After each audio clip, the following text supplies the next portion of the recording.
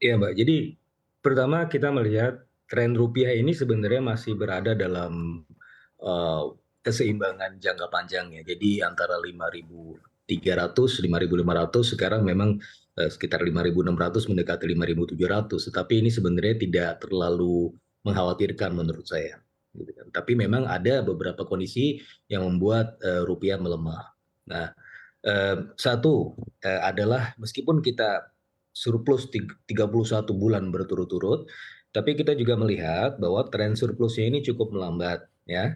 Kalau kita bandingkan dengan bulan yang lalu, bulan sebelumnya, pengumuman BPS ini kan kemarin ada sekitar 80 triliun ya surplus, yaitu sekitar 5,16 miliar US dollar. Tapi ini sebenarnya melemah dari posisi sebelumnya 5,67 miliar US dollar. Kenapa melemah? Nah, salah satunya karena memang adanya kebijakan dari bank-bank sentral hampir di seluruh dunia yang juga dipicu oleh Bank Sentral Amerika Serikat, The Fed, menaikkan suku bunganya sehingga ini memicu slower demand. Nah, kalau kita lihat di pergerakan harga-harga komoditas dunia ini serentak secara berbondong-bondong itu turun, gitu kan? Nah, ini ya di satu sisi ini blessing juga buat kita karena tentunya tekanan inflasi akan mulai mereda, tetapi di sisi yang lain ya karena kita juga eh, eh, memanfaatkan surplus komoditas ini sebagai bagian dari bantalan dari nilai tukar ini juga menjadi semacam ada bentuk moderasi atau kompensasi. Itu yang pertama. Nah, yang kedua seperti yang Mbak Sasa sampaikan, pergerakan ini tidak terlalu eh, kita melihat pergerakan surplus, tapi kok tidak terlalu kemudian secara dinamis ini mempengaruhi pergerakan rupiah ke arah yang lebih positif. Memang ada salah satunya juga devisa hasil ekspor ini yang cenderung sluggish. Ya, kenapa sluggish? Kenapa mereka masih menerapkan atau masih menaruh uangnya di luar, nggak kemudian menaruhnya ke perbankan dalam negeri? Ada beberapa hal, ya. Tetapi yang paling signifikan menurut saya yaitu aspek yang paling pragmatis, ya selisih suku bunga, ya, di mana ketika ditempatkan di luar negeri, ini suku bunga atau insentif yang diberikan itu lebih besar, gitu kan. Yang kedua adalah aspek dari fleksibilitas.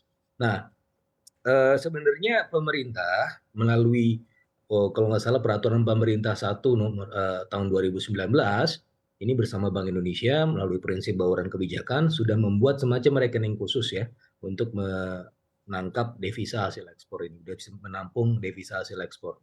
Nah, dan kemudian ada insentif pajak yaitu pajak progresif. Jadi semakin lama ditaruh ya di rekening tersebut, maka pajaknya semakin lama semakin kecil ya. Apalagi kalau sudah sampai 6 bulan maka pajaknya bisa nol. Tetapi masih ada satu hal yang belum selesai di situ. Oke, insentif pajak adalah satu hal, tetapi selisih suku bunga ini adalah hal yang lain. Nah, ketika sudah selesai misalnya 6 bulan, ya kan mereka bisa taruh lagi ke luar negeri gitu ya untuk memanfaatkan selisih suku bunga tersebut dan itu sangat rasional ya. Sebagai pelaku ekonomi, sebagai eksportir ya mereka kan juga mencari untung gitu kan. Nah, itu sangat-sangat rasional. Nah, kalau sudah begitu, gimana caranya untuk membalikan ini? Nah, ada beberapa cara. Yang pertama memang ya sebagaimana himbauan dari Pak Jokowi yang juga disampaikan oleh Pak Menko Perekonomian beberapa waktu yang lalu, ya perbankan harusnya juga merespon ini dengan memberikan insentif yang lebih besar atau setidaknya bisa kemudian matching dengan apa yang ditawarkan di luar negeri. Yang kedua adalah yang sebenarnya lebih gampang, yaitu melalui mekanisme pasar melibatkan Bank Indonesia. Ya, dari sini perbankan dalam hal ini bisa menampung tadi ya devisa hasil ekspor tadi dan kemudian merantru ya roll over muter lagi itu devisanya masukin dalam operasi moneternya Bank Indonesia. Nah, kalau sudah masuk dalam operasi moneter falas ini sebenarnya eh, insentifnya lumayan kompetitif ya yang juga kemudian searah dengan pergerakan BI 7 days repo rate. Nah, kalau sudah begitu sebenarnya ya bisa saja kemudian ini bisa menjadi relatif lebih menarik. Sebenarnya permasalahannya lebih di seputar itu Mbak, selisih suku bunga. Oke, selain terkait dengan selisih suku bunga dan juga fleksibilitas, sebetulnya kan Bank Indonesia pernah melakukan relaksasi aturan dan juga sanksi terkait dengan penempatan DHI ini. Namun ternyata sanksi atau aturan ini belum juga menjadi booster bagi eksportir untuk menempatkan dana hasil ekspornya di tanah air. Sebetulnya apakah justru sanksi ini masih cukup longgar dinilai oleh eksportir atau justru ada membuat eksportir merasa dirugikan, Faisal?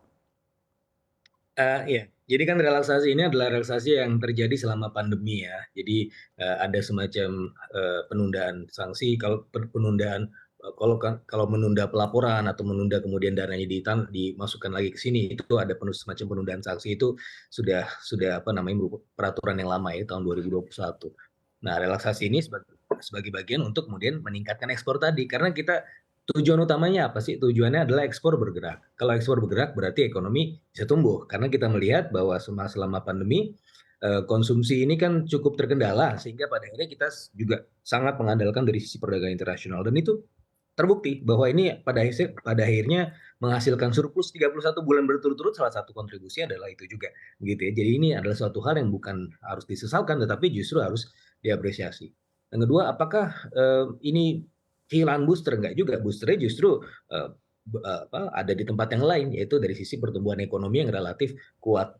Nah, kemudian, apakah kemudian relaksasi ini kemudian ada kelebamannya gitu? Bisa saja, ya, karena mereka sudah relatif terbiasa dengan keadaan selama pandemi dan ketika balik lagi keadaan normal, ya mereka agak keberatan mungkin ya, karena mungkin dari sisi ini mereka masih ingin memanfaatkan momentum ya, terutama dalam hal ini momentum pertumbuhan komoditas internasional yang memang harganya sedang meningkat gitu kan, dan itu sebenarnya sah-sah saja.